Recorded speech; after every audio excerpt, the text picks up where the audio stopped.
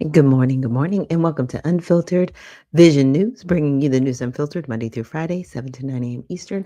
My name is Dr. Ashaki Noni Nichols, and I will be your host. Good morning, everyone. Happy Thursday, and it is Mighty Men Thursday. So if you would like to be a part of the broadcast, please email me at unfilteredvisionnews@gmail.com, or you can send me a direct message on X. And Spud McKenzie, thank you so much for joining us here this morning. Good morning to you. And JJ 1989. He says, good morning, peace and blessings. Peace and blessings to you as well. So let's get into our Kids Corner.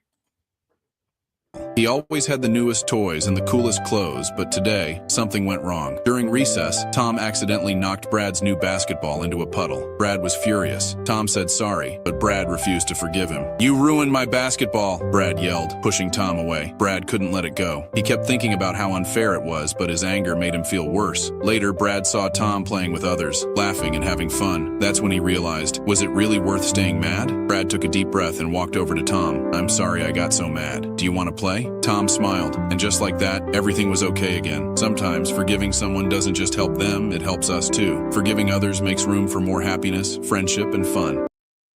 Yes, it does. And you know what? We're going to have to remember that in these days and times that we're in, you know, especially when we're dealing with the conflict that we're in. I'm still not calling it a war until Congress funds it, but we're in a conflict, and there's going to be a lot of things that are said and done out of pure emotion with individuals, and we need to be prepared to forgive, right? Because it is for us, right? The other person, they're kind of moving on, but if you are holding on to any type of anger against somebody else and they have no idea that that's happening, you need to work on forgiveness because it is for you. It truly, truly is. Well, so with that, let's get into honoring God with our body. So, God, please guard our mind and our thoughts. God, help me to fix my thoughts on what is true and honorable and right and pure and lovely and admirable. So I will think about things that are excellent and worthy of praise. God, please protect our ears and help us listen to your voice. God, help me to be quick to listen, slow to speak, and slow to become angry. God, please protect my eyes from sin's damage. God, I make a covenant with my eyes not to look lustfully. God, please set a guard over my mouth. Lord, keep watch over the doors of my lips. Please speak life over our mouth. God, please help our hands to serve generously. God, help me to do good to everyone, and especially to those who belong to our family in the faith. God, please protect our reproductive organs. Help us to honor you, God, with purity. God, help me to honor you with my body. And God, please protect our feet as we walk along your path. God, let your word be a lamp for my feet and a light on my path. So, again, thank you guys so much for joining me here on Unfiltered Vision News. If you've not joined us before, that is something we say daily. And tomorrow is actually going to be our last live broadcast day. Like I said, I am still going to be around, but it's going to be in a shorter format and it'll be a pre recorded format. So I won't be live for a little bit. Because, like I said, my internet connection is going to be a little bit different. And yeah, I'm just not going to be on that struggle bus. As we say, we've been there before. We've been there before. I've done some location things and I just had to tap out. I was like, yeah, we're doing this and not this. So again, it will be in a different format, but I will still be with you guys. So again, I'll be doing shorts. I would say maybe 10, 15-minute videos, but that's what it's going to, that's where we're going, the new format we're going to. So with that, I wanted to start off this morning with some trending topics on X. There's a few things going on that I was a little, uh, I don't want to say surprised about. I'm just glad that they're there and it's happening and it's what's going on. Let me get it on screen for you guys. So Gunther Eagleman says it's sickening. Minnesotans got robbed of $9 billion in taxpayer money through just 14 Medicaid programs under Tim Walz's watch. So $9 billion, and it was just 14 programs. That's a lot of money. So today, every single Democrat on the Rules Committee voted to block any investigation into that massive fraud. This is very telling of the Democrat Party. And I've got some more states that are doing things outside of Minnesota. What is going on with the Democratic Party? Again, you're not a party that's about the rule of law. You want everything lawless and upside down. And then when the people get upset and they start attacking one another, I was actually listening to InfoWars with Harrison yesterday, and I just felt so bad. It just seemed his heart, you listen to people and you're just like, oh, you need a hug. Where's your wife? She needs to hug you. No, but anyway, what I was getting at listening to him was like, why is this happening? Why is that happening? Why are they doing these things? They're doing these things to make us turn against one another. Because see, it's going to get to a point in time where this shows up at somebody's doorstep. These judges releasing people that shouldn't be released, right? Democrats writing policy to literally protect evil behavior.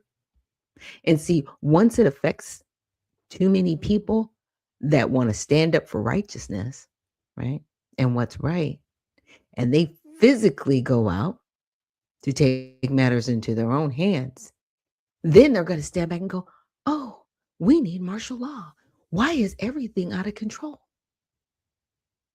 You want the people to start looking at one another for the damage that you've caused. And what I'm telling everybody is keep your wits about you. Don't get emotional about this. See the game. And I'm telling you, it's game for what it is. It's Republicans and Democrats. They want us into the Hunger Games. Period. Look at it. I mean, just really take a step outside the forest. Okay. Look at it. Look at what's really happening. Again, Republicans are doing this too. I showed you guys a list of the Republicans that support the Dignity Act, right? And that's basically allowing people who do not have any type of status, that have been in this country illegally for decades, to continue to live here as if nothing's wrong. That's the bill. Okay. It is backdoor amnesty. And they keep going, oh, it's not amnesty. Yes, it is. Yes, it is. Yes, it is. Stop lying to us. But see, you want to continue to let evil reign to destroy this country. And I'm telling every level-headed person out there within the sound of my voice, don't allow this. You beat them at the ballot box and you put better people in office, and we take our country back one seat at a time. Because obviously they do not care anymore. We cannot continue to vote people back into office that do not care. Just telling you, it's time. Now, with that, let's get into the video. Now, it's about a minute long. Chair Long? No. Vice Chair Schultz? Yes. Vice Chair Hollins? No. Representative Allen? Yes. Representative Coulter? No. Representative Frederick? No. Representative Howard? No. Representative Jacob? Yes. Representative George? Representative Nash? Representative Purcell? Purcell, no. Representative Scott? Representative Steer? Yes. And Representative Zalesnikar? Yes.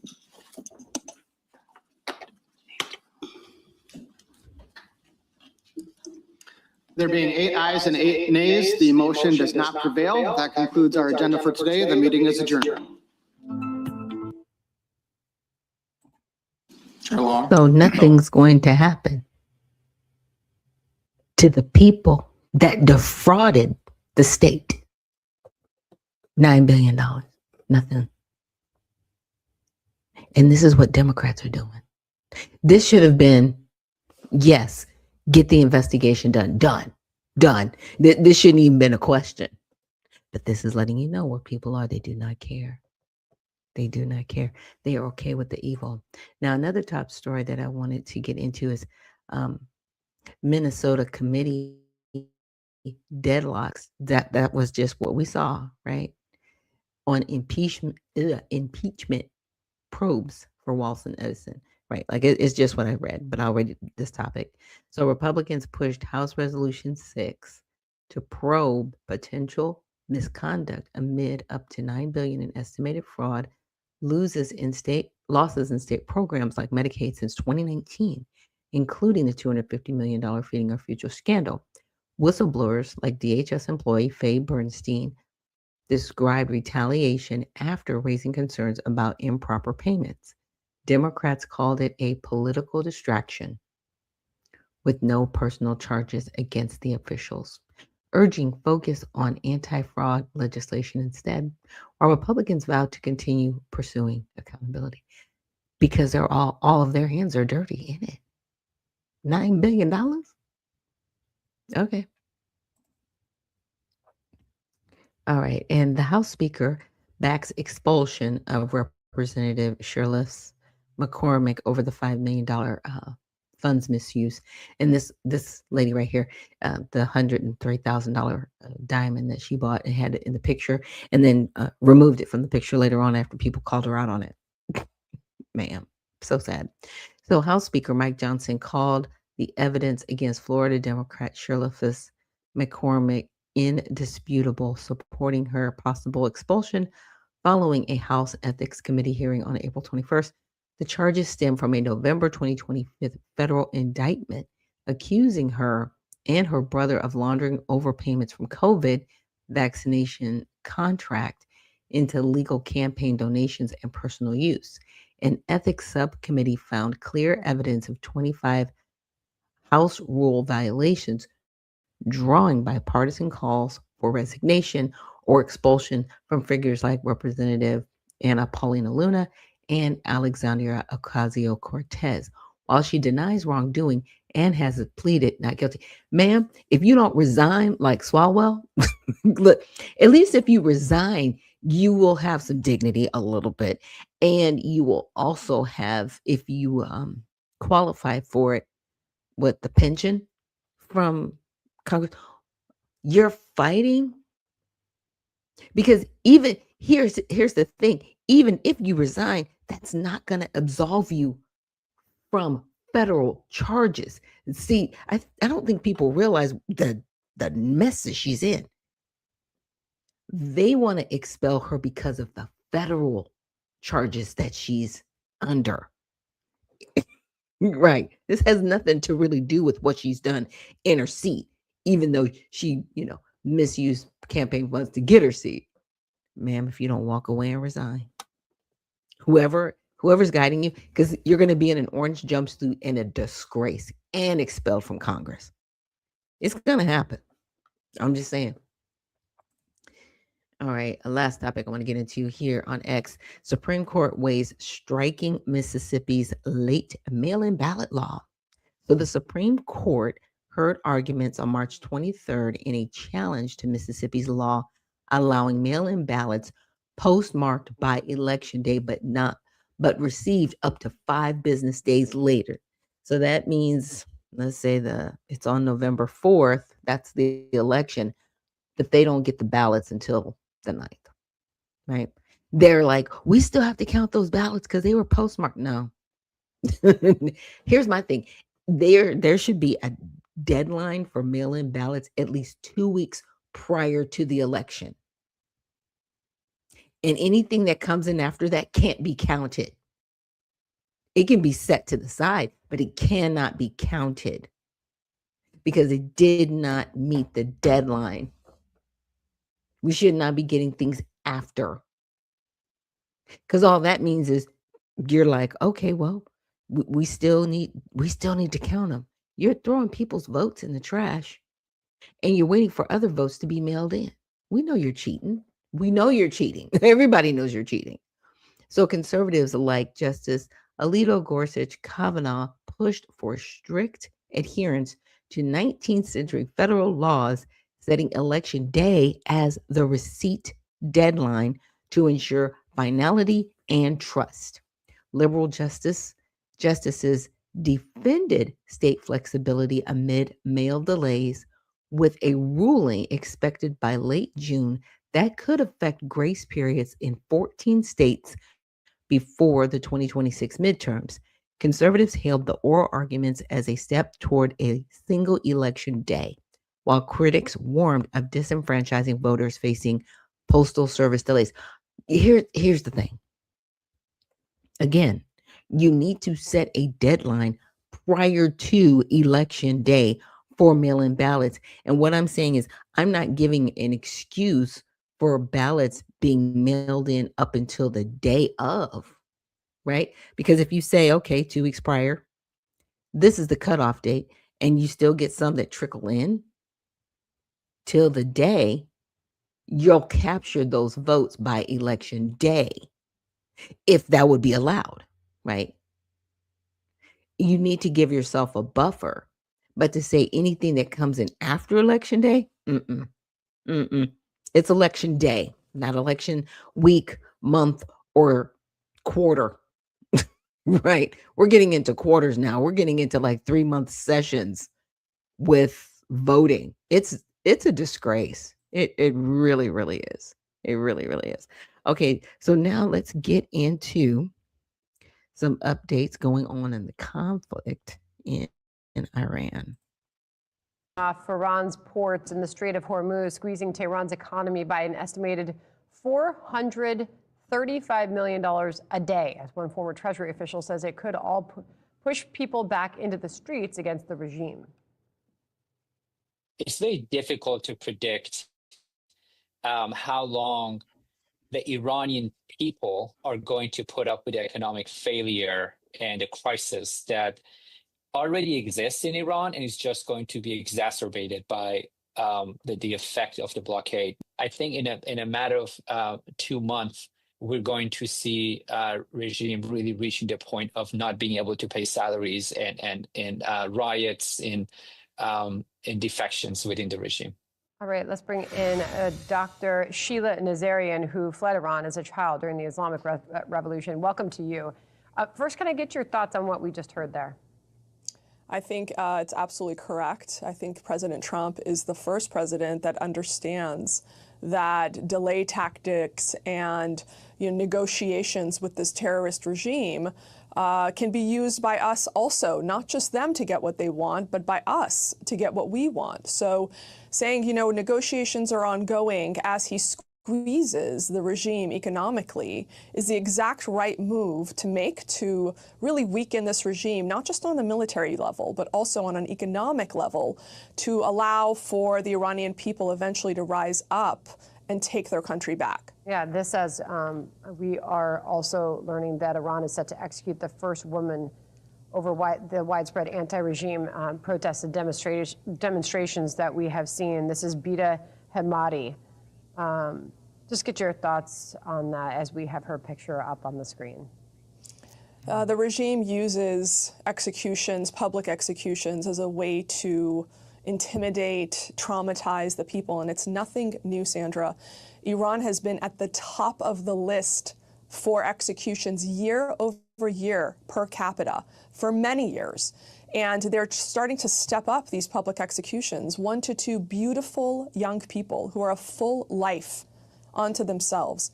They execute them to oppress everybody else and say, you know what, fear us, we're still in charge. But it's just so devastating for us to see our brothers and sisters in Iran being used as a oppression tactic by this terrorist, monstrous regime. For us as Iranians in the diaspora, this isn't just an economic issue. It's not just taking out, a terrorist regime and their proxies. This is a humanitarian issue. And it breaks our hearts every single day. And it's why we are fighting as hard as we're fighting here in the diaspora. Yeah, as you well know, Bida is one of an estimated over 1,600 sentenced to death by the Islamic Republic in the past year. That number is climbing, estimated to be now 1,639 lives. You can see what it has jumped from in just 1 year. I want to play out Caroline Leavitt, the press secretary, held a briefing in the last hour, and she said this as far as an update. I saw some reporting, again, bad reporting this morning, that we had formally requested an extension of the ceasefire. That is not true at this moment. I've also seen some reporting about the potentiality for in-person discussions again. Those discussions are being had, but nothing is official until you hear it from us here at the White House. But we feel good about the prospects of a deal. But the message continues to be, this is very close to over. I'll get your final thought on that. Again, I just think that these negotiations, quote unquote, we all know you can't negotiate with terrorists. We have learned that from the Iranian negotiations for the last 47 years. They just use it as a stall tactic to continue doing whatever evil it is that they want to do. For President Trump, I believe these negotiations are diplomatic cover for eventually taking the Strait of Hormuz and not allowing this terrorist regime to have any sort of grip on the global economy, and to allow a weakened regime so that the people of Iran can rise up and install regime change. Dr. Sheila Nazarian, we do appreciate your time today. Thank you. Yes. Now this next video I'm going to play, it's Fox News, but it's a perspective of what a win would look like. Well, there's the blockade enforcement. The speakers from the vessels, there have been a number of developments. No ships allowed in or out of Iranian ports. Humanitarian shipments are being permitted, subject to inspection. There have been 10 vessels turned around since the beginning, and it depends on who you ask, but it could be costing the Iranians more than $100 million a day. Let's bring in our panel out here in California. Yemisi Egbewale, former chief of staff advisor to the Biden White House press office. Caroline Sunshine, former Trump 2024 campaign deputy communications director. And Trace Gallagher, anchor of Fox News at night. Trace, thanks for having me in your studio. Brett, great to have you.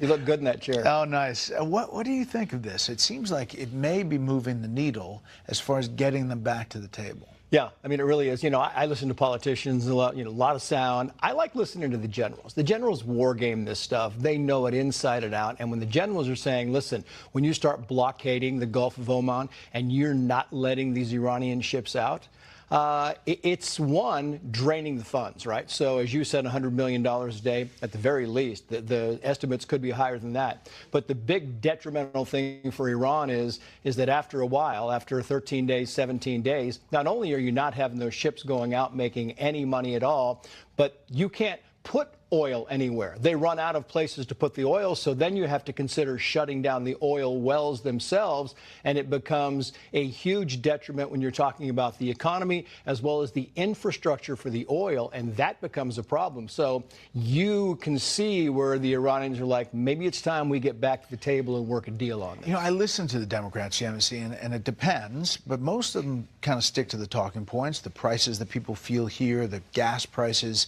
the fact that this wasn't really thought out is really what they talk about. But there's a chance that they could shoot the gap here and that they get a deal with the Iranians. And then what? Well, and then the Democrats kind of have to pivot to how this impacts people domestically and what the harms have been leading up to this point. Look, we had a fourth failed vote with the War Powers Resolution, and there are a lot of people within the Democratic base that are saying, what else can we do? You know, Senate Minority Leader Chuck Schumer is kind of saying we can't do much else. We really have to hold them to the vote on that one end. And on the second, we have to figure out what the end game date is. And Democrats, really, that is their point of pressure there. There is a hunger on the Republican side, too, Caroline, for an end date, because they know the longer this goes, the more it threatens the political standing ahead of the midterms. Yes. So, I mean, at the beginning of this war, the Strait of Hormuz was open. And now it's, closed, then open, then closed again. Most Americans aren't waking up every day going, is the strait open or closed? But they are aware that we are in a war. And China wants to see us stay as long as possible. Iran would like to see the U.S. stay as long as possible. But we have to define what a win looks like for us and what a win looks like for the president politically is getting out of this war as soon as possible. There's a segment of the president's base that will stay with him regardless of if the strait is open or closed. But for everybody else, the moderates, the independents, the young men, the Arab Americans in Michigan, I hear from them constantly, we have to get out of this conflict and end it now, and the president can get that political win back. But that window's closing. There's also this political frustration. Okay. So I just wanted to play that really quickly, as you know, I get into my videos. But I will have the link for the rest of that video. Now, the next video I want to get into, this was from yesterday. So there were things happening yesterday, obviously, that haven't happened maybe this morning. But this is from, what is his name? David Hookstead. And he's looking at the war from the perspective of China and Iran. And you just saw in that last video where they were talking about that. China would like us to stay as long as possible. So what Iran is, it's very interesting how that would play out for Iran. You guys are doing great wherever you're watching from today. I'm filming this on April 15th. All information up to date of April 15th. And we have President Donald Trump making a major announcement about China's involvement in the Iran war and whether or not Chinese weapons will continue to flood into the country to shoot at American aircraft, kill American service members. And this is a direct update to what we talked about this morning with the Chinese satellite. I will remind everyone of that. That was used to target U.S. bases in the Middle East before the ceasefire, resulting in an incredible amount of damage. Plus, we have more updates with the Strait of Hormuz, and Lebanon continues to be hit. So we got a lot to get into. Before we get into it, please make sure to like and subscribe. Huge boost to the channel and totally free. Let me know your thoughts in the comments below. Can the Chinese be trusted? How should we retaliate for them helping kill U.S. service members? 13 total have died so far in the war. Or is China actually going to bow out? Let me know your thoughts in the comments below. Hit the notification bell, all notifications on. You won't miss a thing. And then Instagram, David_Hookstead, XD Hookstead. That's where you can find me on social media. DMs are wide open. Reach out with whatever you got. Now let's get into it. So I want to put this on the screen right away. This was announced on April 15th by President Donald Trump, saying China is very happy that I am permanently opening the Strait of Hormuz. I am doing it for them also and the world. This situation will never happen again. They have agreed to not send any weapons to Iran. President Xi will give me a big fat hug when I get there in a few weeks. We are working together smartly and very well.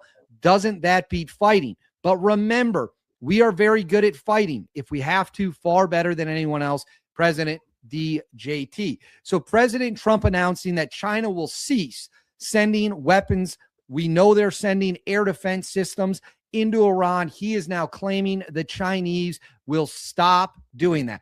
Not saying anything about Russia. Russia continues to send weapons, but will China actually stop sending weapons? Will China literally cut off its second largest ally in the world behind maybe Russia? Remember, the Chinese economy and energy sectors are propped up by cheap Iranian oil.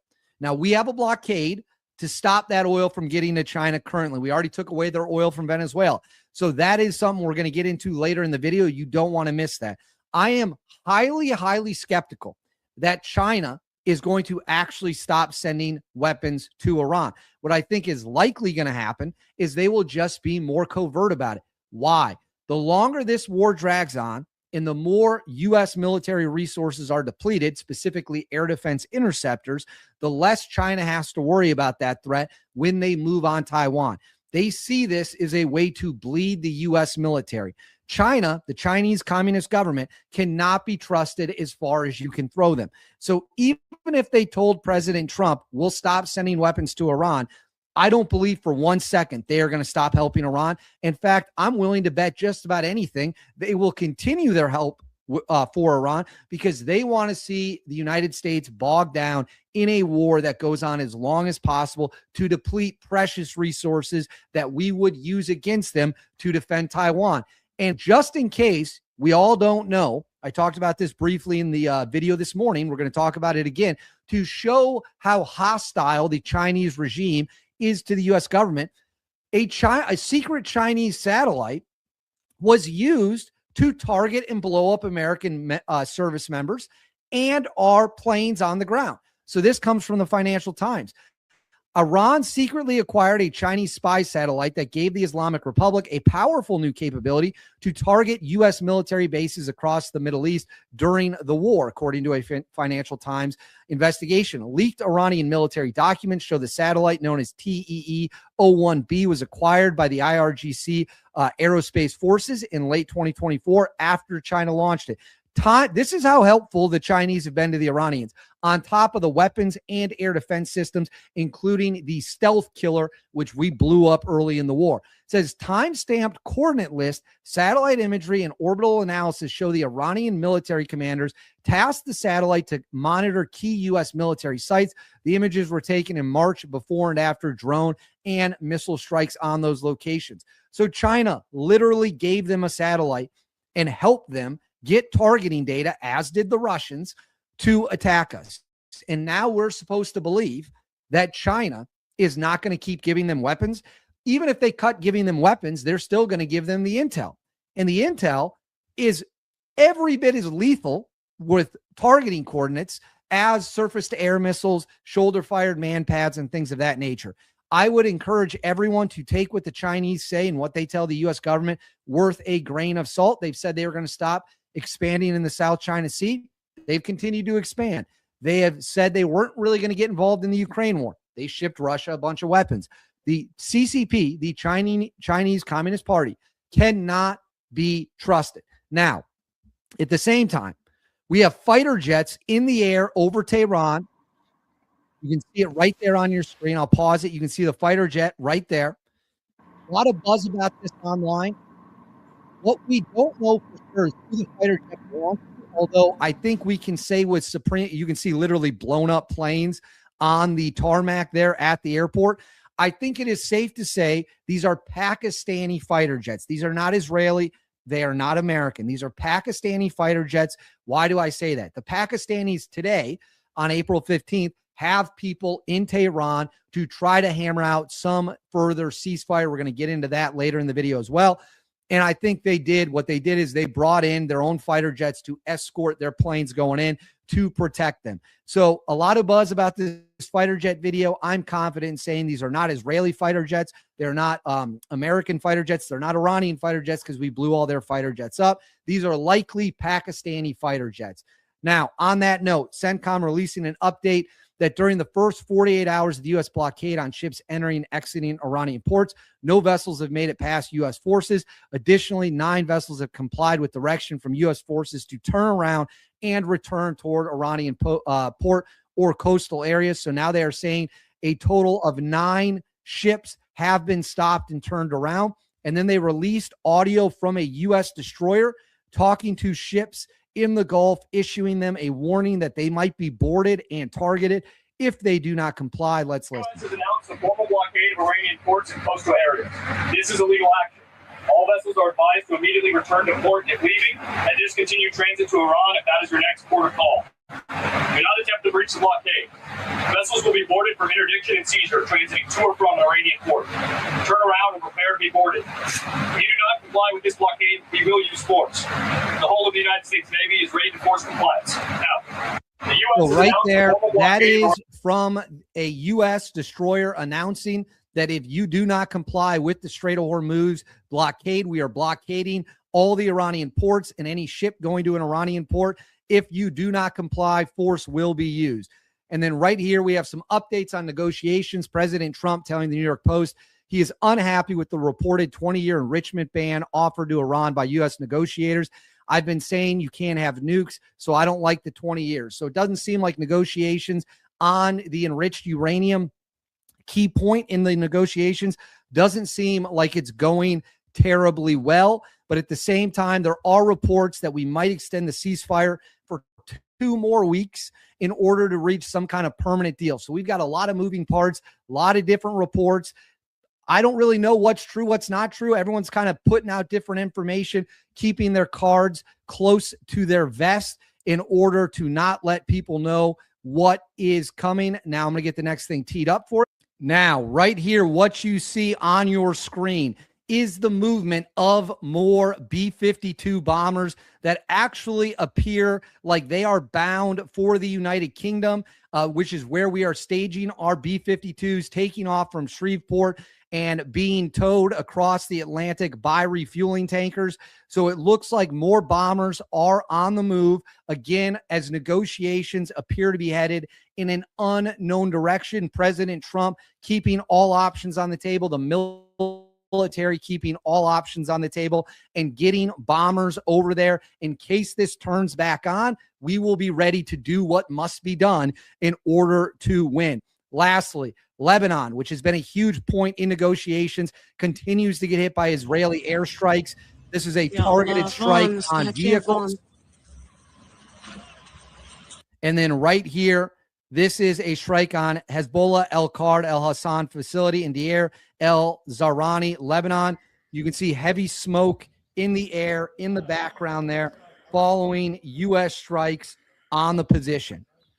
So that is where we are at. Lebanon continuing to take serious hits at this hour, despite being a major part of negotiations. No ceasefire in Lebanon has been agreed to by the Israelis, even though the Iranians are claiming that was a key part of the deal. So as of me filming this update on April 15th, Trump is claiming the Chinese are abandoning Iran. They're stepping back, pushing back from the table, abandoning Iran to be crushed, even though they need Iranian oil to survive. And I am very, very skeptical. I always tell you guys, I'm going to tell you what I feel. I'm going to tell you the truth. I'm not going to tell you what people want to hear or simply repeat what a politician says. I am very skeptical the Chinese are cutting ties with Iran. If anything, they're just going to be more covert after already helping them target U.S. bases and U.S. troops. Negotiations are all over the place. We will continue to monitor the situation. As always, let me know what you guys think in the comments below. Please make sure to like and subscribe. And thank you very much for watching. I'll see you all again when we have more updates. Yeah, Well, definitely give David a follow because I'm liking his updates. I'm just saying his updates are pretty spot on. Now, here's the Promethean update. Now, the interesting thing about her update, again, from yesterday, is really looking at the media bias. Now, we have to remember here in America, we are under the Smith-Month Modernization Act that was passed in 2012, and it was under the Obama administration. Apologize. And what it did was it opened up propaganda on the American people, where that propaganda initially, you couldn't do that. You couldn't propagandize us. And you see the derailment of our country and how things are devolving quickly because people are like, no, this is the truth. No, that's the truth. And it's very difficult if you are not getting factual information, and I know a lot of times you guys might say, but you're playing this person and that person. Yeah, I'm trying to get as close to the truth as possible with people that are reporting, in an honest way. If I get something wrong, I get something wrong, right? But I'm trying to at least bring you guys the best information I can. The media all seem to be supporting Iran. Tom Friedman, the New York Times man on the Middle East, just revealed it. Let's listen to him. I find myself, Michael, in a situation where I really want to see Iran defeated militarily because this regime is a terrible regime for its people in the region, and nothing would improve the region more than the replacement of this regime with a regime in Iran that was focused on enabling its people to realize their full potential and integrating peacefully with other countries and stop occupying Lebanon, Syria, Iraq, and Yemen. So I'm all for that. The problem is I really don't want to see Bibi Netanyahu or Donald Trump politically strengthened by this war because they are two awful human beings. That's Barack Obama's go-to guy for advice on the Middle East. He would rather Iran not lose and have a nuclear weapon than see Donald Trump get credit for creating a permanent Middle East peace. But this week, two events showed all their theater about defending democracy against Trump, the tyrant, to be garbage. On Sunday, the EU ran a textbook regime change operation against a man they hated almost as much as Trump, Viktor Orban of Hungary. Then they quickly moved to abolish the ability of any member state in the EU to veto decisions made in Brussels. Barack Obama, he called this a victory for democracy. And in Washington, Tulsi Gabbard declassified documents proving that the first Trump impeachment was a total hoax. I'm Barbara Boyd. I've tracked the fight between sovereign nations and financiers of empire for decades. Today, we'll take up 3 stories. First, Europe's turn to fascism. Next, Tulsi's impeachment declassifications. And finally, how Trump is using Iran to outflank and destroy the real opponents of human freedom. But before we get started, hit that like button and share the video. It tells YouTube to expand our reach. Now, why did J.D. Vance go to Hungary in the middle of a war? Well, I'll let Vice President Vance set it up himself.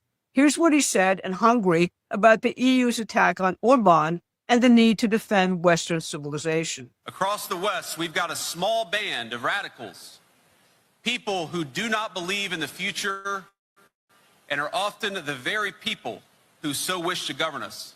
It's kind of weird. If they don't believe in the future, why do they want a life in politics? Yet they speak not of renewal for our nations, but management.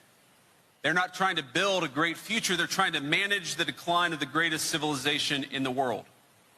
Some of them say things like, human beings are no more than pollution upon the earth. They look at our cultures and our borders. They look at the very idea of a nation and ask how we can get rid of them. And then he said this. Now I have to pause it there. The only reason I have to pause it there is because, remember, was it yesterday or Tuesday? It might have been Tuesday. He is one of his greatest supporters is Peter Thiel, the guy about the Antichrist. And I was just listening to him. I was like, wait a minute, that sounds like Thiel talk. I'm gonna call it Thiel talk. Because yeah, Peter Thiel is hanging around with the people that say that we're useless eaters. He is a technocrat. Huh? But I'm gonna let her finish. On the election rigging. The fact that so many foreign actors, whether they're transnational organizations like the bureaucrats in Brussels, or whether it's foreign governments, are literally threatening the Hungarian people, vote this way or we're going to exact our revenge on you, that should make you very angry. What did Viktor Orban actually do to earn this treatment? Well, he threw George Soros' operations out of Hungary in 2018.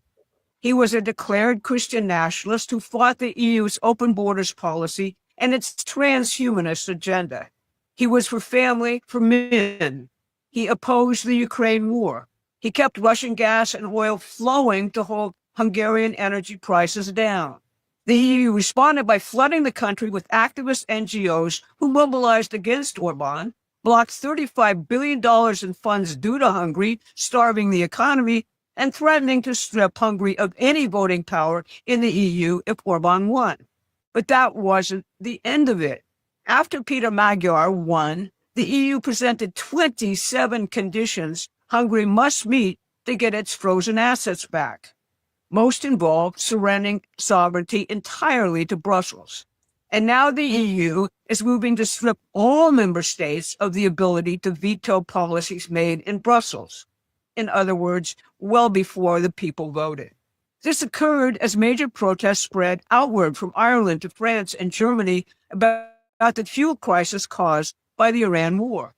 These incompetent tyrants left their citizens dependent on fuel from a strait in the Middle East, which was constantly under terrorist threat. And Donald Trump is rubbing it in on Truth Social. Europe is desperate for energy, and yet the United Kingdom refuses to open North Sea oil, one of the greatest fields in the world. Tragic. Aberdeen should be booming. Norway sells its North Sea oil to the UK at double the price. They are making a fortune. UK, which is better situated on the North Sea for purposes of energy than Norway, should drill, baby, drill. It is absolutely crazy that they don't. And no more windmills. Now, if you're beginning to see that the real war is between sovereign nations and globalist financiers who loot rather than produce anything, you need to subscribe to our free newsletter at PrometheanAction.com. That's the perspective we bring to the transformational events we're all living through now. What Tulsi's declassifications have revealed about impeachment. What Hungary just experienced is the same continuous color revolution hit job that President Trump experienced from 2016 all the way through to his reelection in 2024. This declassification is about President Trump's first impeachment. After Russiagate failed, impeachment was set into motion. It centered on a phone call with Ukrainian President Zelensky, described by a so-called intelligence community whistleblower in a complaint to the intelligence community Inspector General Michael Atkinson. The whistleblower claimed Trump was pressuring Zelensky for dirt on Joe Biden ahead of the 2020 election and would deny aid to Ukraine if he didn't get it. That was a complete fabrication. The whistleblower was Eric Ciarmella, Joe Biden's point man on Ukraine, but you would never know that from coverage at the time. He secretly met with Adam Schiff shortly after President Trump asked about Biden corruption in Ukraine. Schiff referred him to Atkinson in order to create a shield on his identity under whistleblower procedures, which Atkinson modified for the occasion. Both Schiff and Ciarmella lied about this prior meeting, and Ciarmella did so under oath. Atkinson knew Ciarmella was a registered Democrat with a prior professional relationship with, quote, a 2020 Democratic presidential candidate, and probably he knew a whole lot more. He knew the complaint was secondhand hearsay. The DOJ's own Office of Legal Counsel ruled it didn't even meet the definition of an urgent concern. Atkinson overruled them and sparked the impeachment proceedings. Adam Schiff then classified Atkinson's testimony and locked it in a safe until Tulsi Gabbard just retrieved it. Now, Atkinson had previously worked under Obama DOJ official Mary McCord, the same official who helped falsely charge Michael Flynn. And Biden's Burisma corruption in Ukraine, that was known well even back then. The impeachment was a cover-up aimed at preventing any of that coming out before the 2020 election. But here's the final kicker in this story. Attorney General Bill Barr wanted to investigate the Ukraine corruption allegations and assign them to the Pittsburgh U.S. Attorney's Office for investigation. But the Pittsburgh FBI, who was supposed to investigate this, was running a separate counterintelligence operation against the president called Round River. And that operation ordered that any information about Biden family corruption in Ukraine be treated as Russian disinformation and not investigated. Russiagate, Ukrainegate, all of this is now before a grand jury in the Southern District of Florida investigating the seditious coup against the president and preparing indictments. So let's come back to where we started. The media rooting for Iran because they're worried Trump may succeed in bringing a permanent peace to the Middle East. In September 2024, the heads of the CIA and MI6 sat down together publicly for the first time in history at a Financial Times event in London. They co-authored an op-ed published on the CIA's own website declaring that they were effectively the same entity.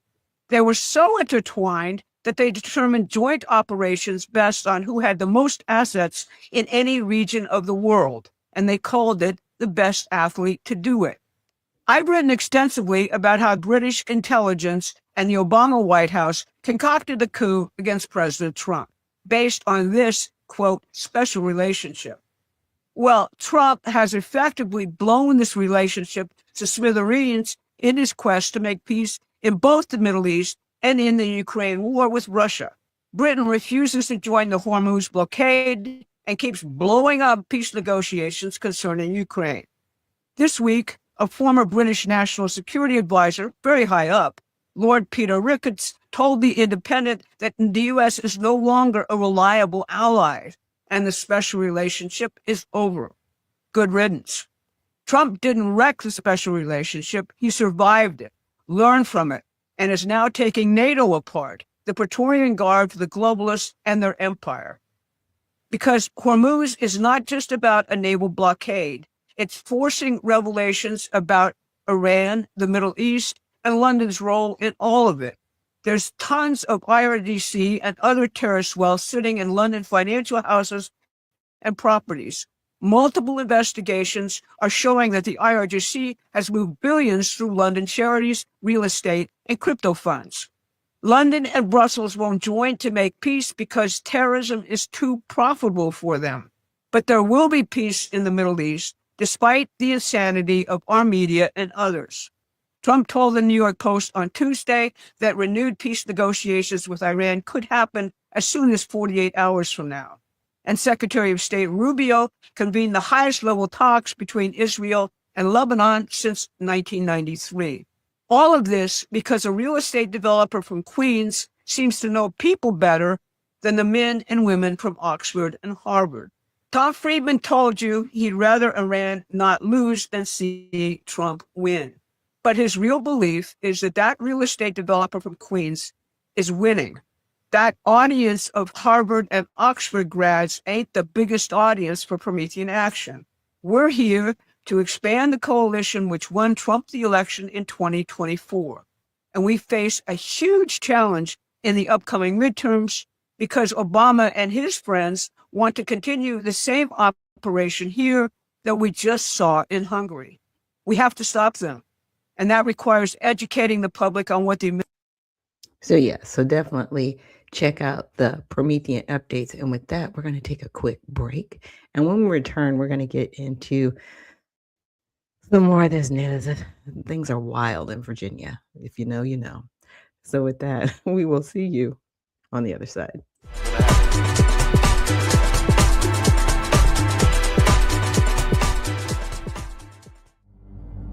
A life empowered is closer than you think. We're all looking for a better way. Reimagine what's next with a new sense of exuberance. Why not power on like you mean it? Or power off blissfully? A better sleep is a better awake. You've never moved like this before.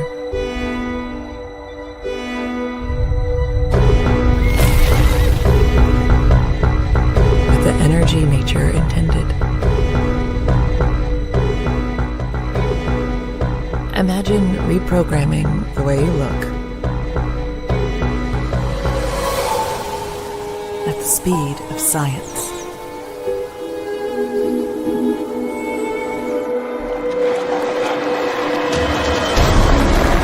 At longevity. At exhilaration. It's next level rejuvenation, taking well-being from the inside out and outside in. The light within is ready to ignite. Be the light. LifeWave.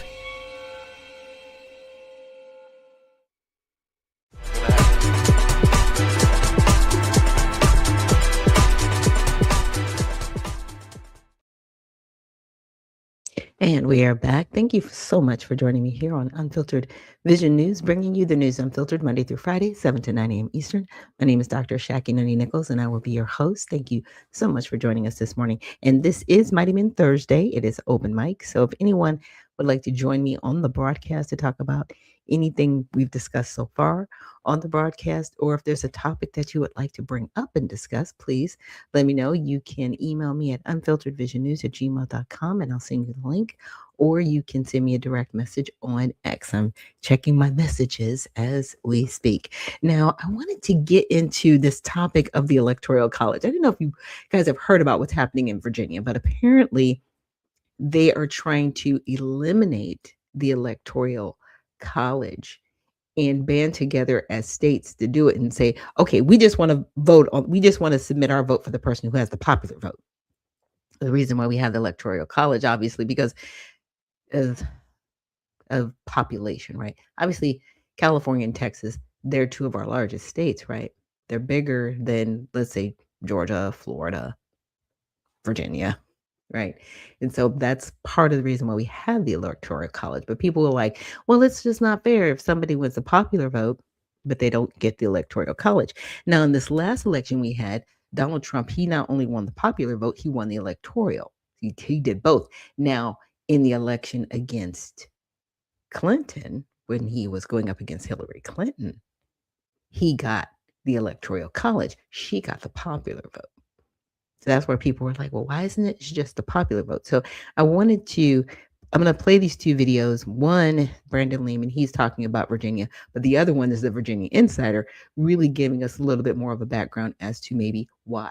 they're doing what they're doing. And then I want to take a look at just the Electoral College and why was it even set up in the first place? Does it work for us? Does it not work for us? What party put it in place? Were there even parties existing when they put it in place? And I think those are a lot of things that people really don't know about the Electoral College. So let's get into it. Code red constitutional crisis happening right now, and nobody is talking about it. A Democrat scheme over a decade in the making to permanently steal all future presidential elections is just a few signatures away from becoming reality. This week, Virginia became the latest state to join a pact that unconstitutionally subverts the Electoral College and only recognizes a national popular vote, fundamentally restructuring our form of government from a constitutional republic, as the founders intended, to what our founders feared the most and intentionally avoided: tyranny of the elite coastal cities. As always, like the video and subscribe to the channel. You guys won't want to miss this. But let's start by hearing exactly what this illegal Democrat alliance is. In 1824, 1876, 1888, 2000, and now in 2016, the winner of the US presidential election lost the popular vote. Luckily for us, there is a way to get rid of the Electoral College, and it's called the National Popular Vote Interstate Compact. The way that the compact works is pretty simple. It's an agreement between the states to bind the electoral votes to the popular vote. The beauty is that it only takes into effect once there are enough states that have joined the compact. In other words, once 270 electoral votes out of 538 have been represented within the compact, these 270 votes will be forced to vote whichever way the popular vote goes, forcing the winner of the election to follow the popular vote.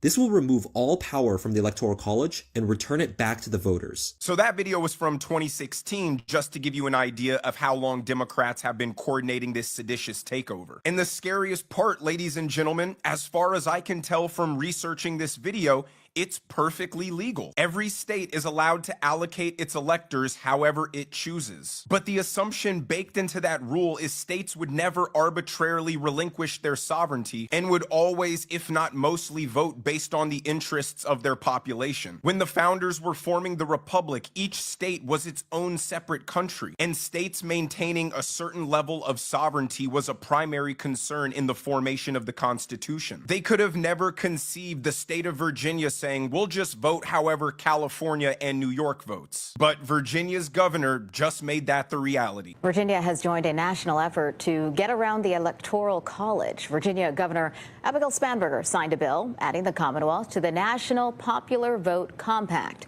It's an agreement among states to award their presidential electoral votes to whichever candidate wins the national popular vote.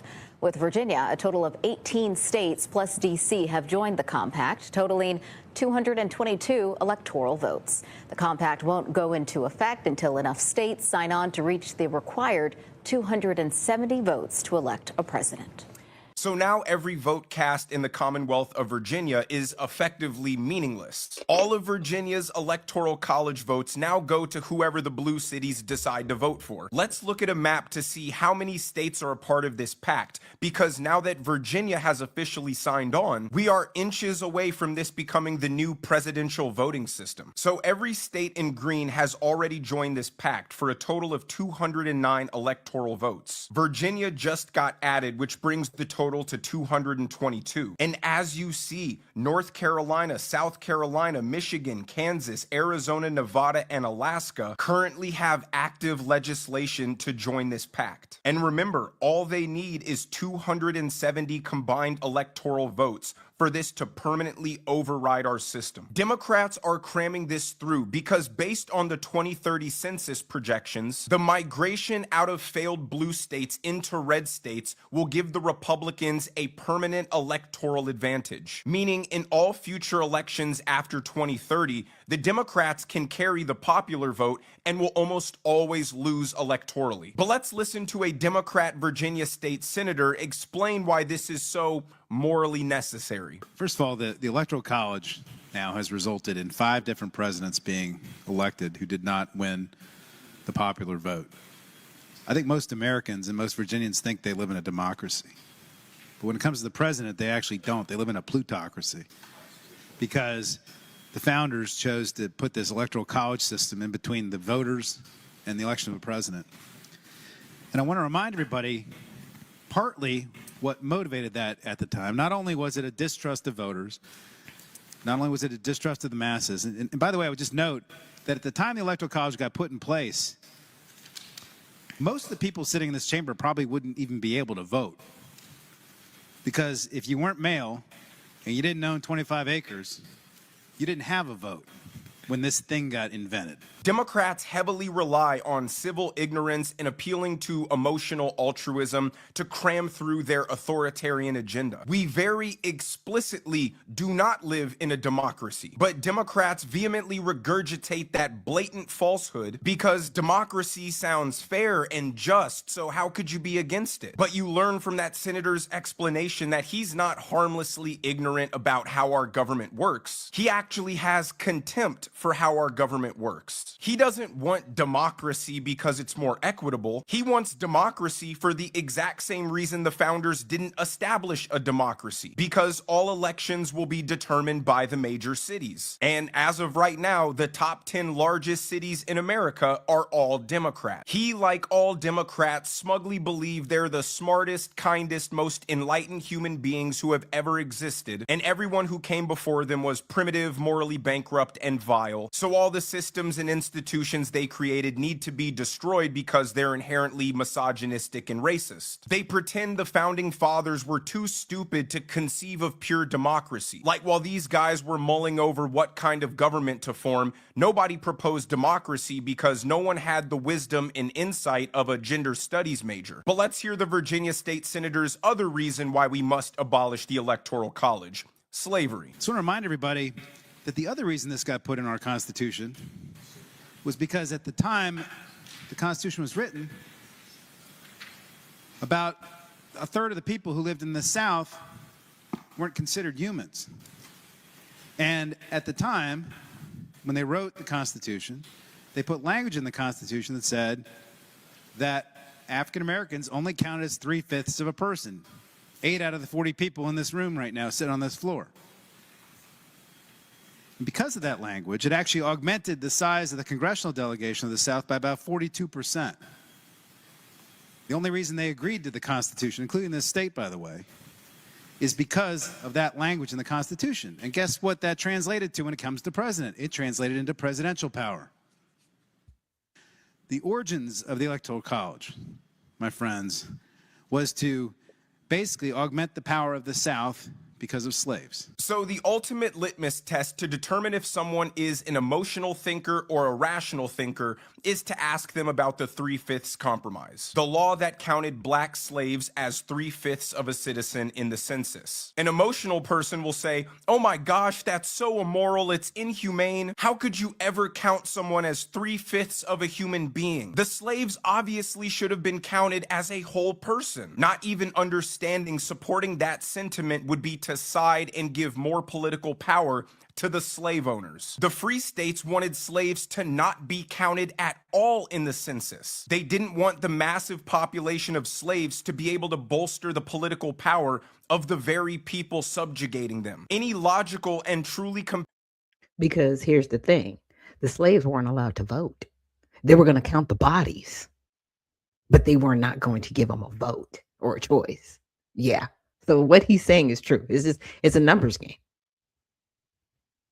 passionate person would conclude that slaves shouldn't be included in the census at all. If the slaves were counted as one person and not 3/5, the South would have probably been able to prevent the abolition of slavery. But the left only cares about performative kindness and being perceived as compassionate. So by proudly stating that slaves should have been counted as a whole person and not 3/5, you get applauded as a true humanitarian, even though the downstream effect of that would have been the permanent subjugation of black slaves. But I digress. Let's take a final look at the final election numbers between Kamala Harris and Donald Trump to see how all future elections will likely play out. So Kamala Harris lost the popular vote by about 2.3 million votes, but got handily beaten in the Electoral College. But if Democrats successfully change the way elections are conducted, this is how all future voting will go. The Democrat strategy will no longer be to win over moderates in swing states or to form any bipartisan consensus. The Democrat strategy will permanently shift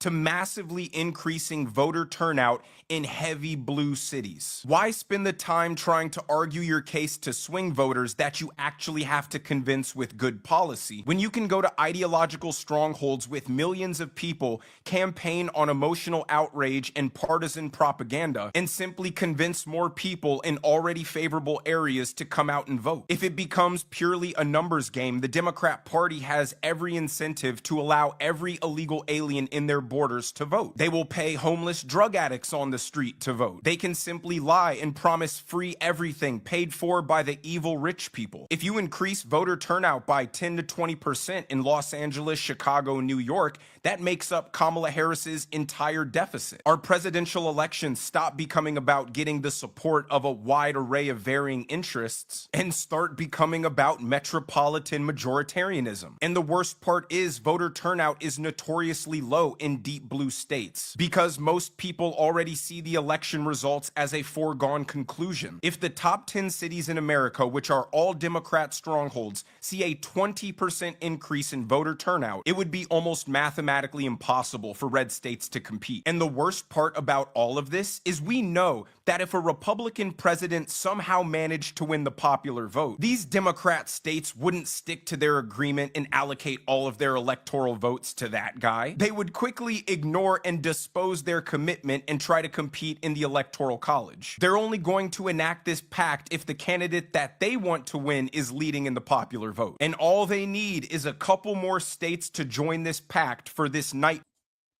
Yeah. And so that's all it is. You know, it's like Democrats. Here's my thing. You need better policy. You need better candidates. Your party is failing the American people. Everything you touch turns to a disaster. It does. Anybody really happy about the Democratic city that they live in and not moving to a city that is at least somewhat moderate, right? Between Republicans and Democrats. Anybody leaving? I mean, I'm moving because the county I'm in is predominantly Democrat, and I see it going downhill. You know, I see what they're bringing about, and it's disgusting. And I feel sorry for Henry County because it's going to look worse than DeKalb County. Give it 5 years. And that's leadership. Okay. Now, people may be like, well, that's really harsh. No, it's not harsh. It's reality. Lived this already. See, I grew up in California. I know what Orange County used to look like. I know how beautiful it used to be. It is a dumpster fire, and it's democratically run. Democrats just need to change their policies. You're not working for the American people. You're working against the American people. You like death and destruction. And that's what you bring with your party. So now let's look at the Virginia insider, because I think it's Brandon. He mentioned about this whole pact, right? So now we want to get a take from the Virginia insider who's on the ground in Virginia. We're angry about the gun ban put in place by Democrat Governor Abigail Spanberger. Just wait until you hear that Democrats are seething because of Spanberger's amendments to their bills. In this video, we're going to talk about how Democrats in the legislature are beside themselves because the leftist Spanberger didn't pass their bills as is. And now they're saying these bills that cover everything from ICE removing illegal criminal aliens from Virginia to weed all over the place, right down to organized gambling, do not go far enough. They're not leftist progressive enough. We're going to get into all of that. But first, this is Virginia Insider. I'm Uriah Kaiser. We're giving you the news and information you need to take back your Commonwealth and to connect with your community. Please like this video, share it, and hit that bell and subscribe button so you know when we post news about Virginia. All right, we're going to start today with Senator Saddam Aslan Salim, a Democrat in Fairfax County, the Bangladeshi man in Fairfax County who is working on bills to stop ICE from arresting illegal criminal aliens in our state. Clearly hasn't checked the supremacy clause, but yet still he thinks he can control what the federal government does here in Virginia. Governor Spanberger amended his bill, and he is furious, calling it a toothless right without a remedy, arguing they were meant to draw a clear line against abuse, fear, and unnecessary cruelty, but no longer deliver meaningful protections. And who is he trying to protect? Illegal criminal aliens here in this country.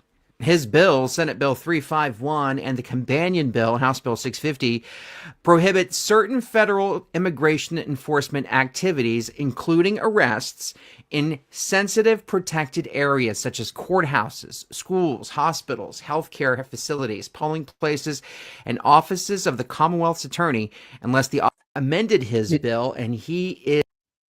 Did you hear that? Polling places. Why are they so concerned about polling places when they keep telling us people who are not citizens aren't voting?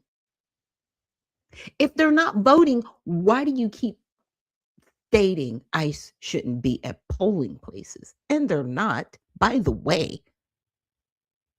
But you keep bringing it up. That means they are voting. Okay? That means you don't have clean voter rolls. That means that you do have motor voter laws where you automatically register people to vote regardless of their immigration status.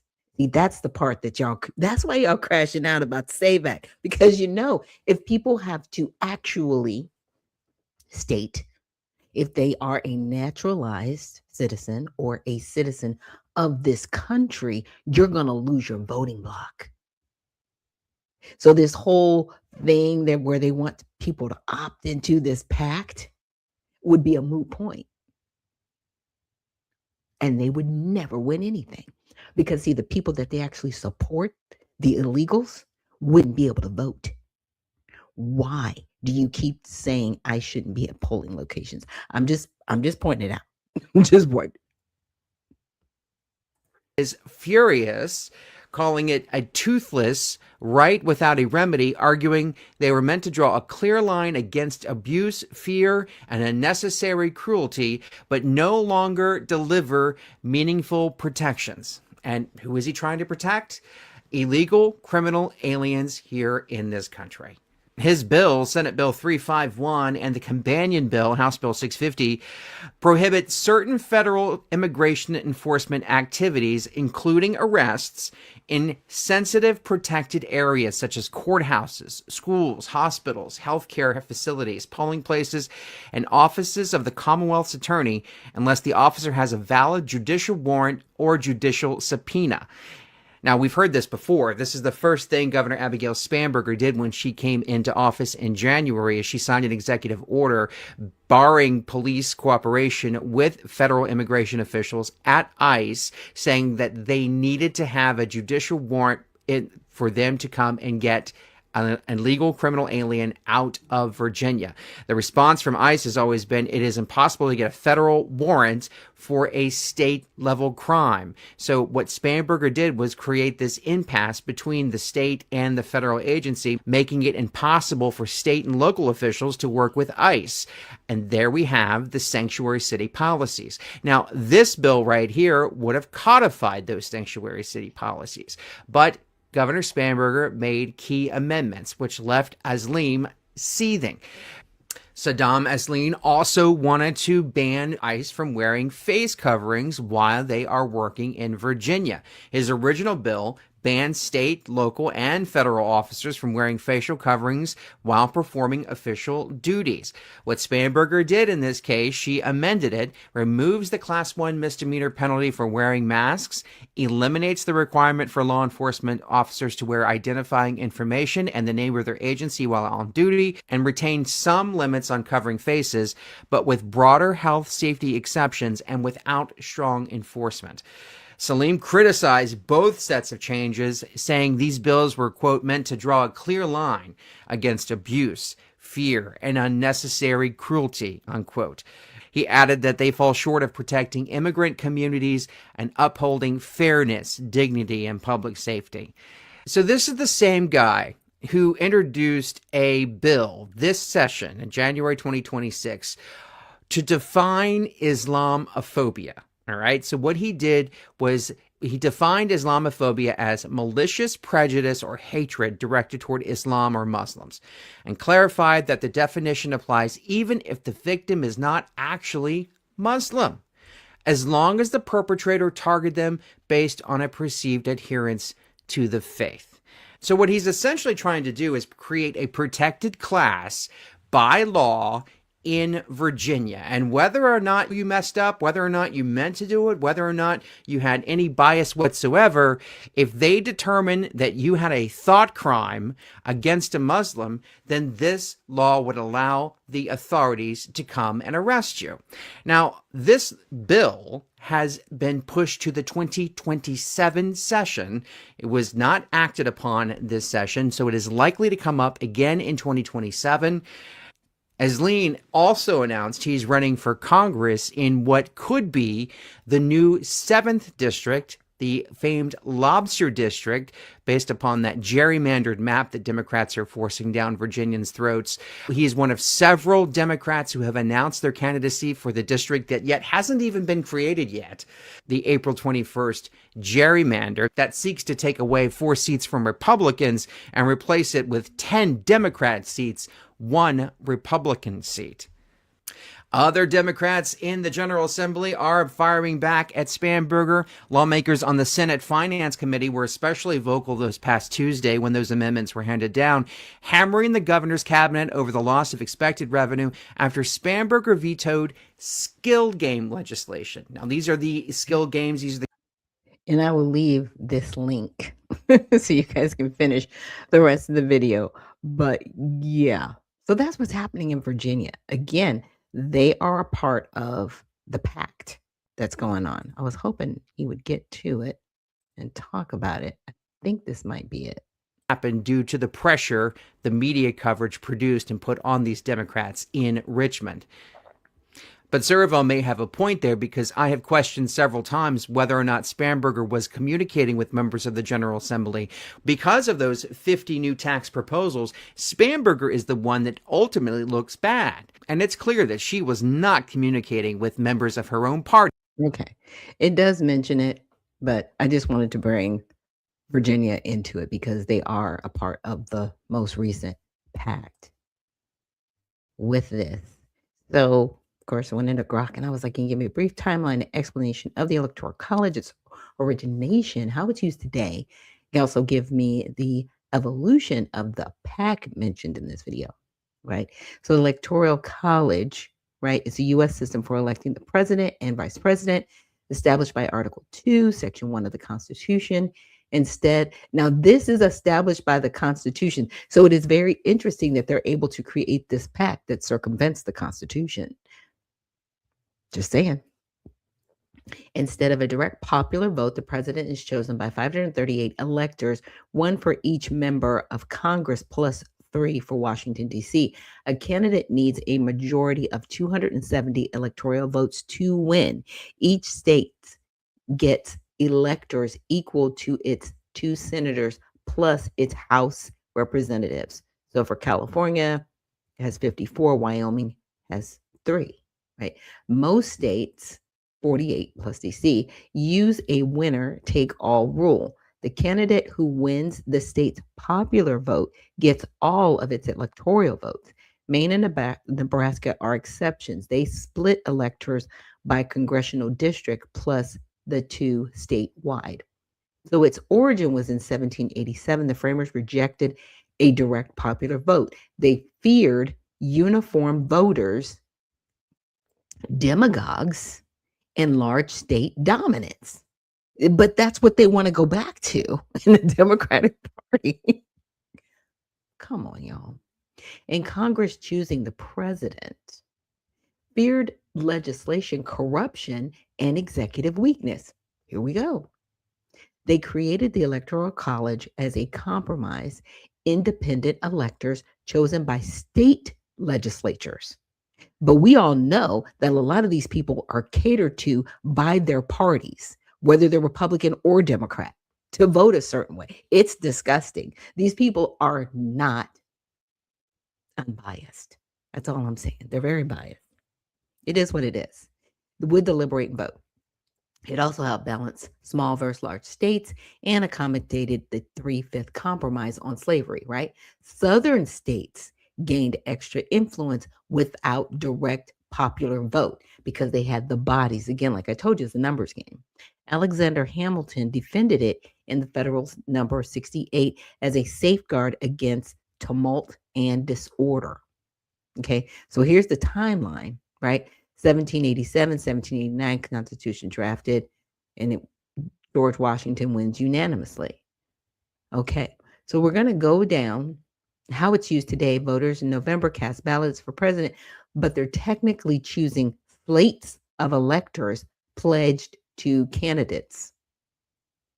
State law certify results. Electors vote in December. Right, that's when the electors cast their votes. The system gives small states slightly disproportionate influence and forces candidates to campaign in battleground states rather just population centers. But see, what they're trying to put in place would completely reverse that. Okay. So the evolution of the National Popular Vote Interstate Compact, right? It criticizes Virginia's recent, that's the video. So in 2000 election aftermath, frustration over popular vote, Electoral College mismatch leads scholars, including John Koza, to propose a state-based workaround instead of a constitutional amendment. Because remember, the states are still sovereign. So that's what they're doing. It's really crazy. They don't care. They do not care what is best for America. Now, here's what I find fascinating. What if all of those places flipped and they were no longer Republican or Democrat? What if they were all redemption states? What are you going to do then?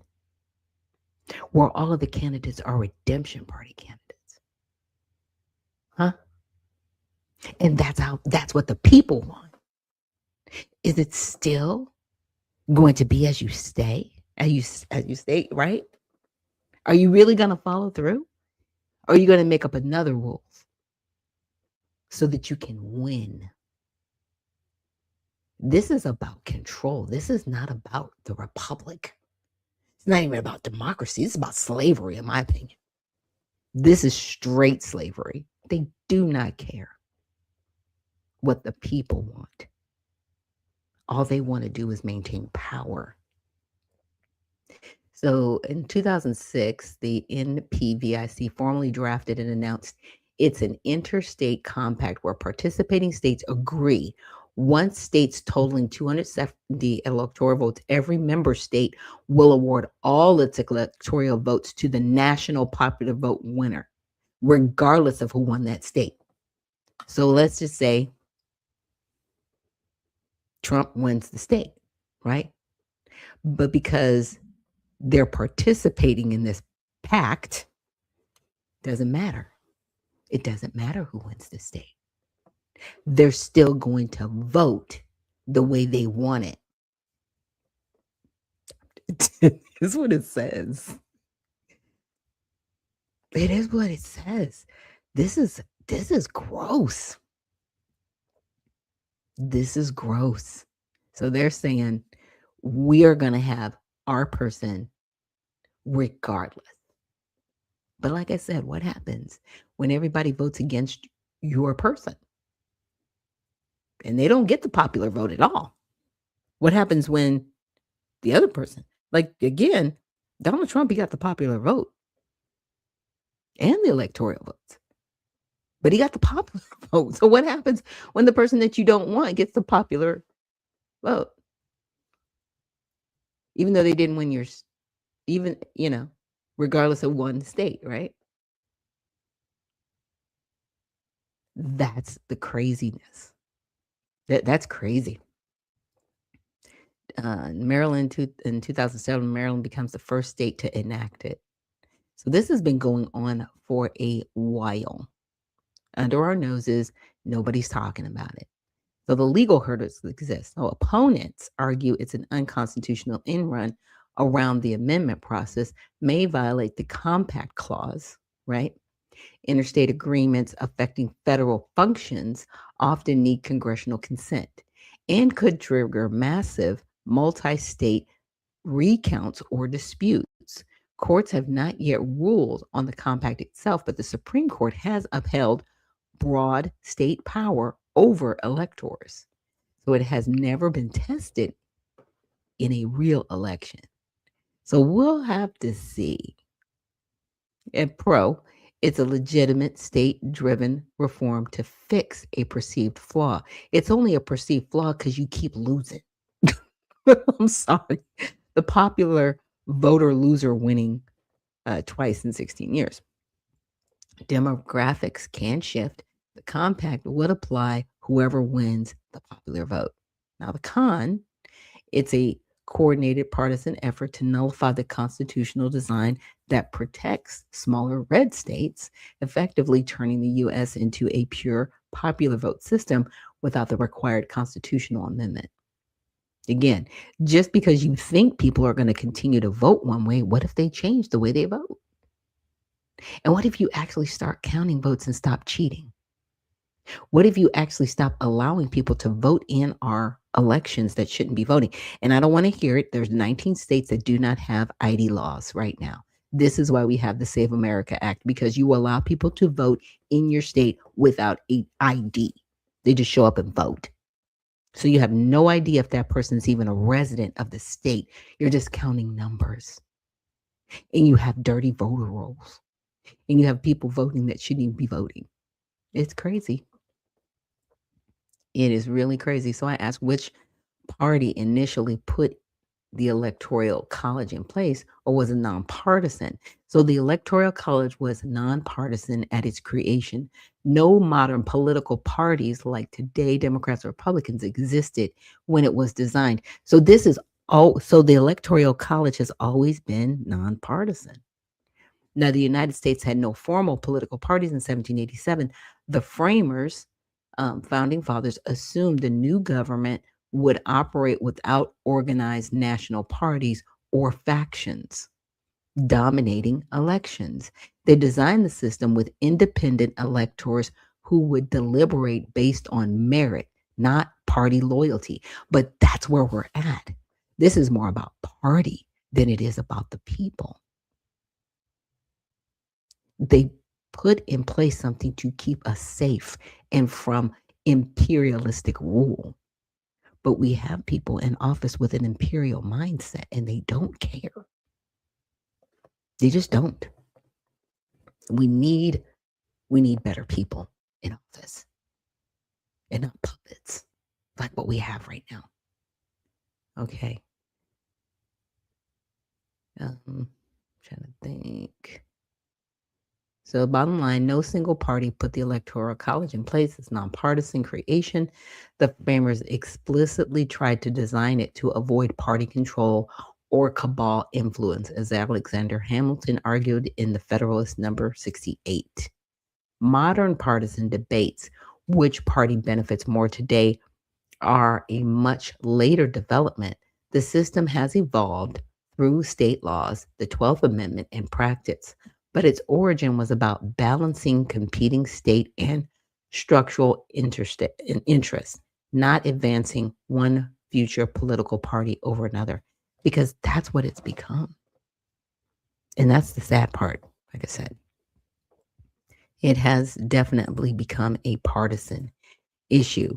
Now, I wanted to bring up, hopefully I'll be able to get through these last 3 videos, but I wanted to bring up a new state law in Florida that it's gonna shake a lot of people. Evening to a new Florida law. It makes changes to your driver's license or state-issued ID.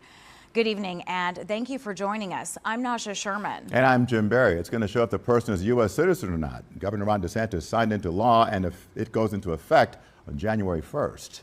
CBS News Miami's Yvonne Taylor is your reporter in Doral. Yvonne, what about the people who already have a driver's license?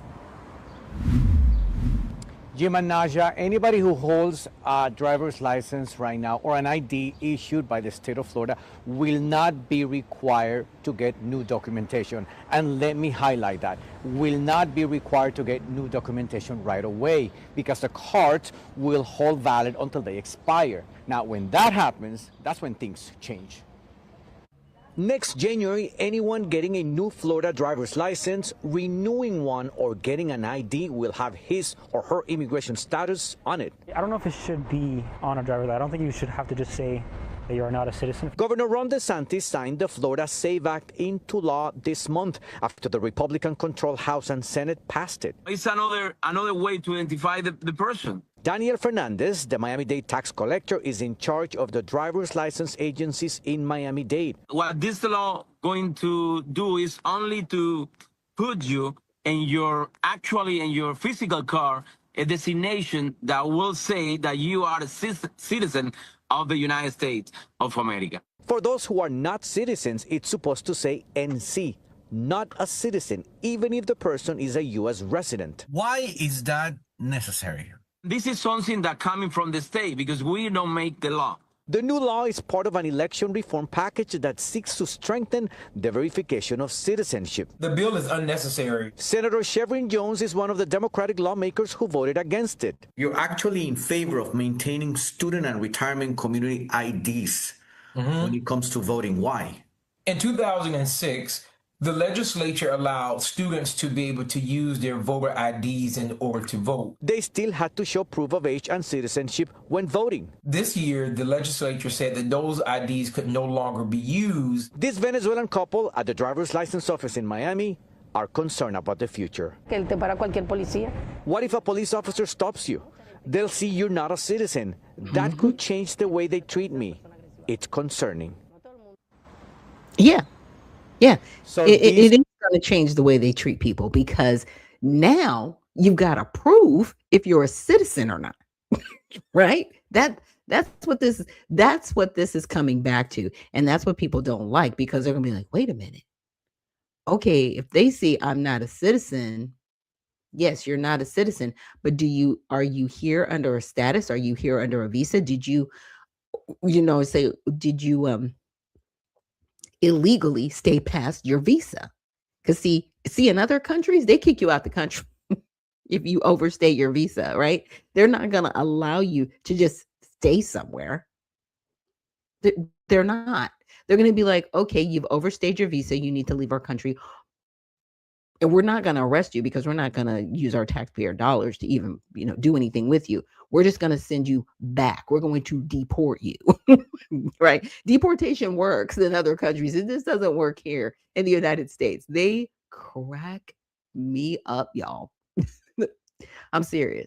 They just crack me up because why in the world? Now it's an issue. Now it's a problem, right? And I'm just wanting to send some links to Ozzy. Ozzy, hopefully these are the links that you're talking about, and these are the areas. If not, just let me know. Oops, sorry about that one. Let me delete that comment. That was probably a mistake. Just not typing. So now. So it goes over that, basically that state law. So it's going to be non-citizen. But did you see how the other Democrat was like, well, they'll still have their IDs. It's like, so there were people voting in our elections who shouldn't have been. Students that are here on a visa should not be voting in our elections. Only American citizens. But if you do not know if somebody's an American citizen or not, you have to basically, gentleman's agreement, honor it. Right. And that's what's been happening. It's been happening too far often. And people who aren't citizens here are getting the privileges. This is why they don't want ICE at polling stations. Yeah, because you show up with an ID like that, they're going to question you because you're not a citizen. It's crazy. Now, the next video I'm going to move on to is Byron Donalds, y'all. You got to hear him out. You got to hear him out on this. One of the biggest issues in Florida and around the country. Yeah. You've been accused of wanting a pathway to citizenship for illegal aliens. How do you respond to that, and what exactly is your position on that? Do you support deporting all illegals? My response is I've never supported a pathway to citizenship. I know the video that people are referring to. I did an interview with CPAC back in 2021. This is before Joe Biden let in more than 10 million illegal aliens into the United States. And the question was about how do we actually bring immigration into common sense reality today? And I said, you have to start with border security. You have to start with security first, secure the border, get that done.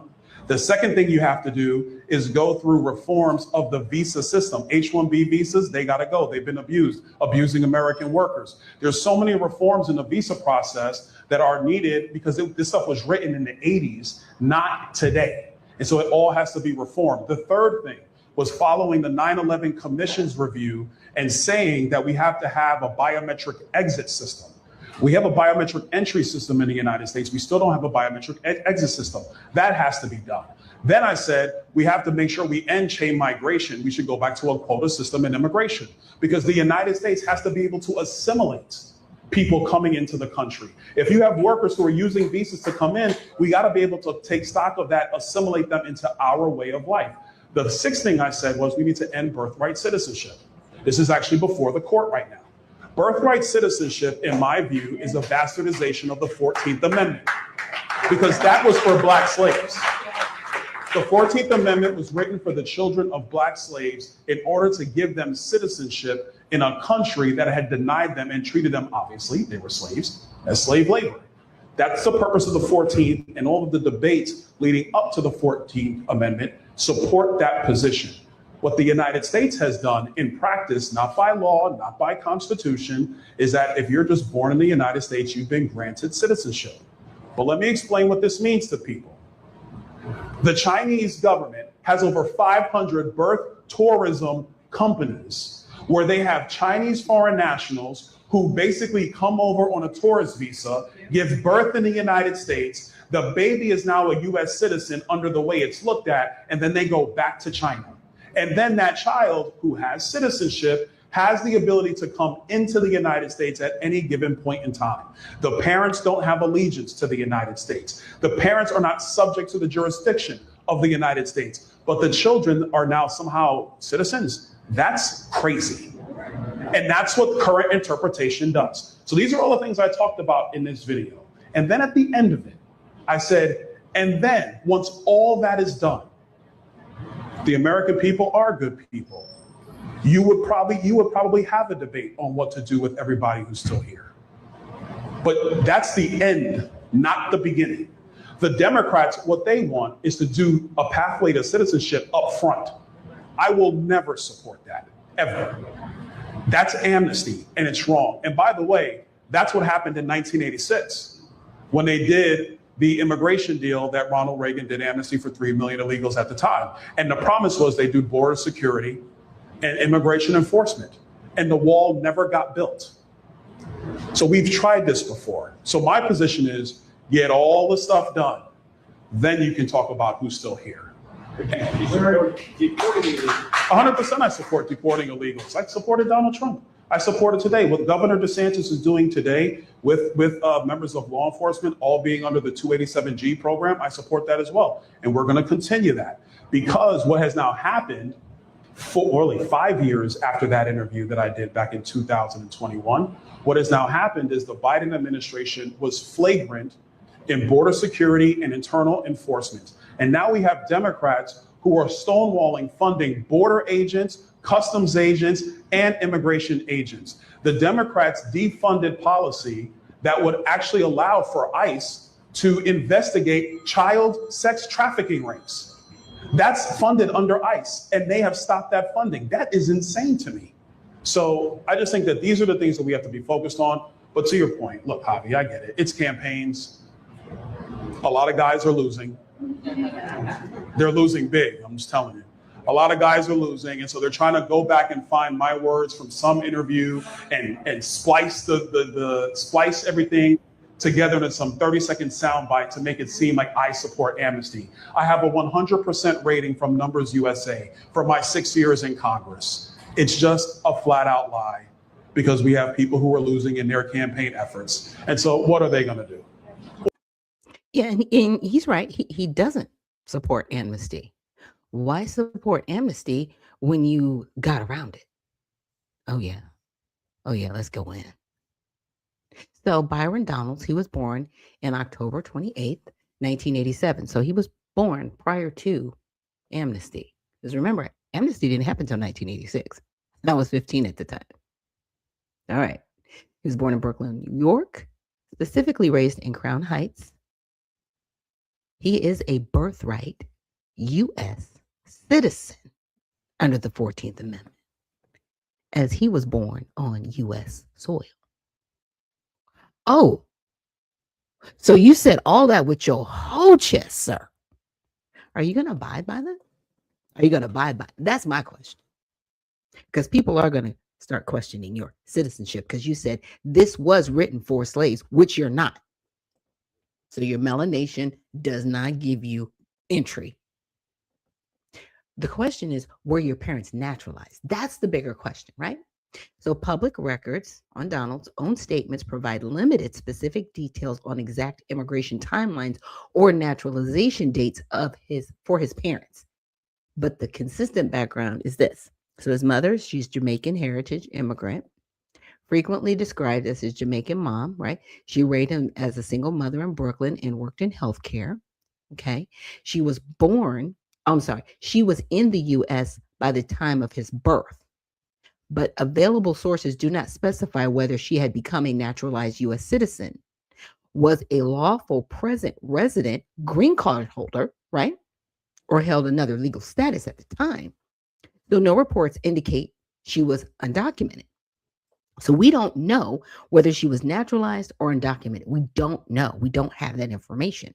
So he's under the assumption his parents were good under the 14th Amendment, right? Born or naturalized. So that's his assumption. But where's the proof? No, you said all of that with your whole chest. We want to know, are you an anchor baby? I mean, this is just the facts. I'm just saying. So his father is described in heritage references as contributing Panamanian or Jamaican Caribbean roots. Donalds has referred to himself as Jamaican and Panamanian heritage and compared his background to Colin Powell's Jamaican immigrant family. Details on his father's presence or legal status in the U.S. around 1978 are sparse. Donald was primarily raised by his mother, and the father is not prominently featured in biographies. In short, both parents had Caribbean immigrant backgrounds, primarily Jamaican and Panamanian. They were not U.S. born citizens by birth. Donalds himself has never claimed his parents were U.S. citizens at the time of his birth, right? He highlights his immigrant heritage while benefiting from just soil citizenship under the prevailing interpretation of the 14th Amendment. So, sir, this all goes back to the question, were your parents naturalized? Because you never talk about that. Because if they weren't, you were nothing more than an anchor baby. I'm not being rude. I'm not really necessarily using your words, but you just said it with your whole chest. That people take advantage of birthright citizenship, right? You said it's a bastardization of the 14th Amendment to just come here and have a baby and claim citizenship.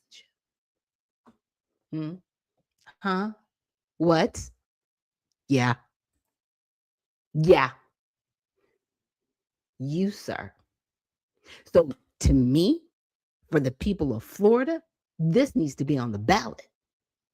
I am definitely not caping for any immigrants at all that are here illegally, just having babies to be anchored to the soil. I want all y'all gone. You know how everybody knows how I feel about it. Because see, my people were here the right way. Yeah, I am of the soil. And I don't want people being anchor babies. I definitely don't want them in our politics. But you are in that politics, sir. You're like, yeah, I've always voted to make sure that people are here the right way. Are you sure? Because my question goes back to, are you here the right way? You may not want to hear that, but I want to know that. You better come up with some documentation of whether your people, your parents, were naturalized. Because it looks like, I mean, your dad, we don't know what happened to him, right? The relationship between your mom and you. We don't know if she was here on a student visa, overstayed. We don't know their status. But here's the thing. Regardless of their status when you were born, they benefited from the 1986 amnesty bill, automatically making them citizens. That's why you don't talk about it. Because they benefited from the very thing that you don't want anybody else to benefit from. And I'm cool with that. I'm cool with that part. But let's not gloss over, let's just say, the fact that you're an anchor baby. Because you are. And that's all you are. In my eyes. You are not a true citizen of this country. You benefited from amnesty. Okay? And in my opinion, when the birthright citizenship is overturned, yeah, I want it to go all the way back to 1986 because 1986 was the cutoff. It was never supposed to be amnesty again because you even sat there and said, well, what do we do with all these people? Yeah, what we do with all these people is they get deported. However long it takes, you're not a citizen here. They lose all their benefits. They lose their housing. They lose anything and everything given to them by the federal government. Trust me, if people can't get a job because they're not citizens, if they can't live, they have to leave. They'll be forced to leave. Because the minute they ask for any handouts, they'll be like, oh, you're not a citizen because you can't get a job. It needs to be cut off at the knees.